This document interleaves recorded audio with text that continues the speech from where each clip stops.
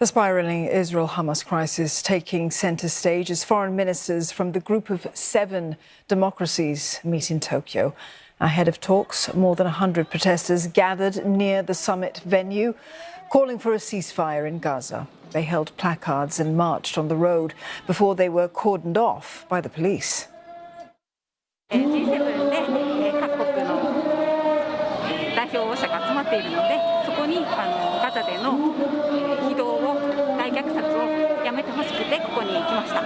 G7 の外相の人たちに求めたいのは、イスラエルが爆撃することをやめさせることです。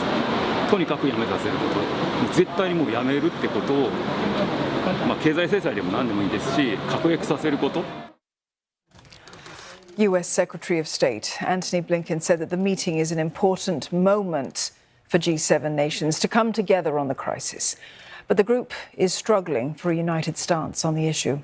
Since the war erupted a month ago, the G7 has only issued one joint statement, while the group members have issued separate lines.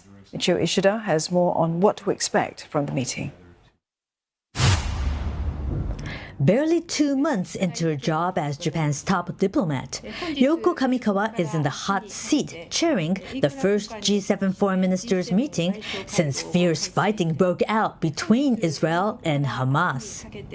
ガザ地区の人道状況の改善が最優先であるということ、そのための人道支援やまた人道的救死、人道アクセスの確保等が必要であることといった点も含めまして、我が国の立場に基づき議論に貢献するとともに、議長としての務めをしっかりと果たす考えでございます。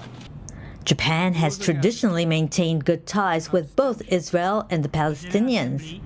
When the US and France voted against the UN resolution for a humanitarian ceasefire in the Gaza Strip, Japan, along with Germany, UK, Italy, and Canada, chose to abstain from the vote.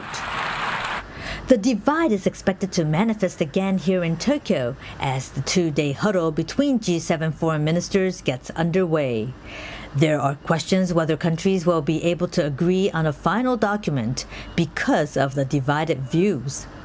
But on another front, G7 foreign ministers are expected to be able to present a more united front. As the Ukraine war drags on, their Ukrainian counterpart has been invited to speak online in a special session, during which G7 members are expected to reconfirm their support for the country. In a move that's been seen as another effort to counter Russia, foreign ministers from 5 Central Asian countries have been invited to participate online in the G7 foreign ministers meeting here. The outreach comes ahead of Japan's first summit with Central Asian countries next year, as it joins other countries in stepping up engagement with the region. Michio Ishida, CNA, Tokyo.